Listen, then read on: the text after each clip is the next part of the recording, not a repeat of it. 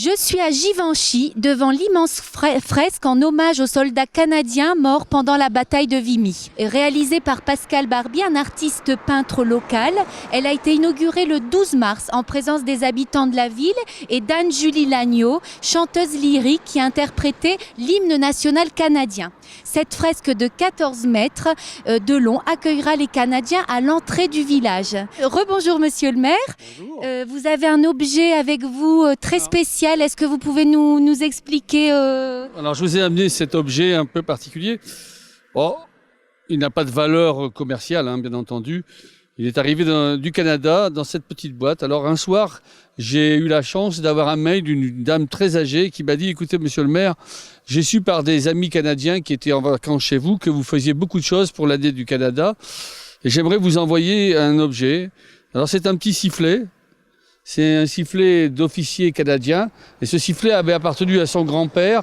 Et il s'en est servi le 9 avril 1917 lors de la bataille de la Crête de Vimy. Et elle m'a dit, écoutez, j'aimerais beaucoup que ce sifflet revienne sur les lieux de son existence. Et donc elle me l'a envoyé, j'ai reçu cette petite boîte, vous voyez. Et donc je lui ai envoyé un mail pour la remercier. Et elle m'a renvoyé un mail en me disant, monsieur le maire, est-ce que vous assisterez aux événements du 9 avril 2017 ? Alors bien entendu, oui, je vais y assister. Alors elle m'a dit, j'aurais vraiment beaucoup de plaisir si vous mettiez ce sifflet dans votre poche. Et si au cours de la cérémonie, en hommage à mon grand-père, vous pouviez donner un tout petit coup de sifflet. Eh bien, je vous promets que discrètement, je ferai ce petit coup de sifflet en hommage au grand-père de cette dame. Merci monsieur le maire pour ce beau témoignage. D'ailleurs, Givenchy recevra bientôt le géant pour la ville. Il s'appellera John en hommage à John Arsenault qui est mort au combat. Peut-être vous pouvez nous dire quelques mots. Alors, il s'appellera surtout John en hommage à tous les soldats canadiens. Alors, c'est une idée un petit peu folle, ça, qui avait germé dans l'esprit de quelques-uns. Nous n'avions pas, nous, de géants, contrairement à beaucoup de villages environnants. Alors, comment faire pour remédier à ce manque ? Alors, on pouvait faire appel aux légendes de notre village. Il y en a, bien sûr, notamment celle des contrebandiers. Mais vous savez, notre village nous a disparu complètement. Et il est revenu au monde un jour du 9 avril 1917, lorsque le premier soldat canadien a ramené la vie dans ce champ de ruines. Alors, au fond, pourquoi avoir choisi le soldat John ? Pourquoi avoir choisi un soldat canadien ? Tout simplement parce qu'il symbolisera la renaissance de notre village.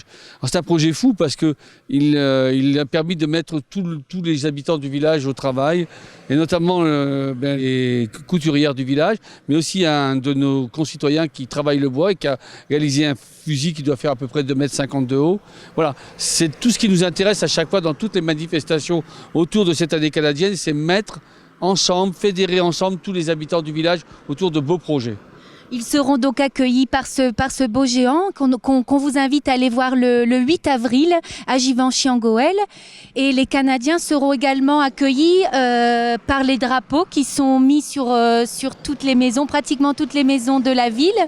On retrouve tout de suite quelques images des couturières qui sont en train de réaliser le géant John, et également la vidéoconférence avec la ville de Givenchy et l'université de Fredericton au Canada et les magasins Kent qui ont fourni tous les drapeaux. Elle s'affaire à peaufiner les derniers détails du beau costume du soldat John, dont vous avez entendu parler grâce à l'Odyssée de la culture. Les couturières bénévoles de l'association Givenchy 2017 Année du Canada vont habiller le géant de la commune, créé de toutes pièces par une jeune artiste plasticienne. Donc c'est un petit géant, on va dire, pour jouer un peu sur les termes. Donc il fait 3,40 m exactement. Structure en bois, osier, comme là derrière. Il est divisé en deux parties et son visage et ses membres, donc bras et mains, sont en résine peint. Alors, ce géant est inspiré du soldat John Arsenault. Donc, ce n'est pas une copie de John Arsenault aujourd'hui, c'est une inspiration en fait d'un soldat canadien qui pourrait être ce soldat en fait. Voilà. Et donc tout ce personnage est repris par une marche en fait qui vient du Canada et donc en mémoire de ce soldat. Et donc à l'arrivée de cette marche, il y a le géant qui fait le petit clin d'œil en fait au soldat. Donc là, aujourd'hui, on est en train de faire les finitions. Donc la structure est terminée, quasiment. Il reste que des petites accroches à faire. Et donc là, j'accompagne les couturières bénévoles du village qui travaillent sur le costume pour qu'il ait une fière allure, on va dire. Donc là, je les brief, on est tous ensemble en train de courir dans tous les coins pour que ce soit top pour le 8. Alors, moi, je l'ai fait en 5 mois, qui est un exploit pour moi. Voilà. C'est très court en fait, parce que généralement on laisse un peu plus de temps pour la maturité du projet. Mais bon, là c'était un défi en fait que je me suis lancée. Alors, pour qu'on ne doit pas montrer le visage, etc., en fait, ça fait partie surtout d'une tradition. En fait, le géant, là, une fois que la marche, etc., les gens arrivent, en fait, le géant, le personnage de John renaît, en fait. Donc, c'est une sorte de surprise dans la tradition du géant. Il y a un baptême avec un parrain et un marraine, et on dévoile le visage du géant à ce moment-là. Sinon, ça reste une sorte de petit mythe secret, en fait, jusque-là.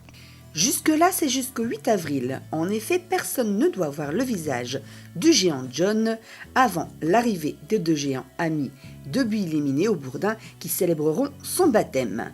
Et pas d'exception non plus pour les Canadiens qui n'ont pas eu cette chance lors de la visioconférence de cette fin de journée où les bénévoles, les élus et responsables d'associations ont pu discuter avec les étudiants, professeurs et responsables d'université de Fredericton au Canada, ainsi que le généreux donateur des drapeaux que monsieur le maire a donné à toute la population et que vous pouvez retrouver dans les rues de Givenchy accrochés à toutes les maisons pour célébrer ce bel événement. Vous venez d'assister à une conférence entre notre association, la municipalité de Givenchy et l'université de Fredericton au Nouveau-Brunswick, au Canada donc, avec qui nous avons lié une amitié et un partenariat depuis l'année dernière, et on leur a demandé dans le cadre des commémorations en 2017 de bien vouloir nous offrir 1000 drapeaux canadiens. Donc ça a été un petit peu long, mais on a réussi à obtenir ces 1000 drapeaux canadiens. Moi j'en avais demandé 500 grands, donc taille officielle, et 500 petits pour un défilé que nos enfants de l'école de Givenchy feront au mois de juin. Et on les a reçus, et donc on a souhaité célébrer ça en visioconférence aujourd'hui à Givenchy avec le Canada en direct.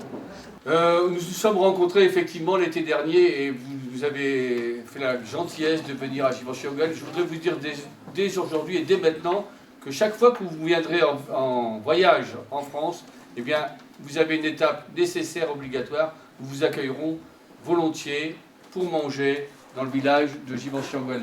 Ce sera un plaisir de rencontrer des collègues enseignants, moi qui depuis maintenant presque 40 ans exerce ce beau métier. Nous avons eu en face de nous des docteurs et des ingénieurs, historiens, directement de cette université. Et nous avons confirmé notre attachement, nos liens entre la commune de Givenchy et le Canada pour leur remercier du sacrifice qu'ils ont fait il y a 100 ans sur notre territoire. Alors l'année dernière, une rencontre fortuite avec le maire de Givenchy, en plein mois de juillet. Ils étaient une trentaine et ils cherchaient un endroit pour manger. Et le maire leur a dit « Mais venez, on va vous accueillir à la cantine ». On les a accueillis à la cantine, on a eu un repas particulièrement simple qu'ils ont particulièrement apprécié. Ils ont dit « Mais en échange, nous, on veut vous rendre quelque chose ». Et c'est là où, avec l'association, je suis intervenu en disant « Mais nous, on va faire toute l'année 2017 autour du Canada, et ça serait bien qu'on fasse quelque chose ensemble. » Et des idées ont germé de notre côté, de leur côté, et on s'est mis d'accord sur le fait qu'on souhaitait avoir des drapeaux canadiens, mais qui viennent directement du Canada, parce qu'on aurait été aussi libre de les acheter sur un site en ligne bien connu chez nous, et que chaque maison de Givenchy puisse arborer fièrement le drapeau canadien pendant cette période des commémorations. Oui, il y a une vingtaine de ces personnes qu'on a pu voir cet après-midi, qui seront présentes les 8 et 9 avril, dans le cadre des commémorations du centenaire, mais qui seront bien entendu à Givenchy les 8 avril, pour notre après-midi festive. Alors ça va démarrer à partir de 14h30, 15h par une bande-dasse qui va venir jouer de la musique au centre-ville de Givenchy, qui va venir réveiller un petit peu tout le monde au son de la musique canadienne essentiellement. Et vers 16h, nous allons accueillir nos amis de l'Odyssée de la Culture qui ont entamé depuis une dizaine de jours leur marche au Canada et qui se termine donc le 8 avril l'après-midi, sur le coup de 16h, 16h30, au cœur de Givenchy-en-Goël. Ça terminera leurs 15 jours de marche depuis le Canada. au même moment, quand ils arriveront, nous pourrons en plus de ça inaugurer notre géant à Givenchy, que vous avez pu apercevoir.